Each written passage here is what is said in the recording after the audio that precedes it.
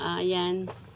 Naputol po yung video kanina kasi napindot ko yung ano. Ngayon lalagay na yung miswa.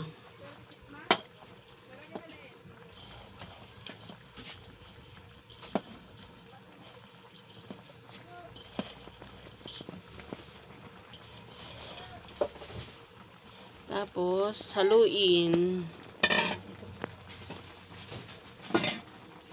Ayan.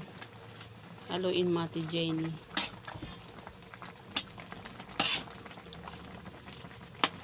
Ayan po. Yung bola-bola with miswa, with patola. Ayan. Sarap. Para po sa ulam sa tag-ulan. Maulan po kasi kaya yan ang niluto ngayon. Bola-bola with miswa, with patola. Kain na po tayo.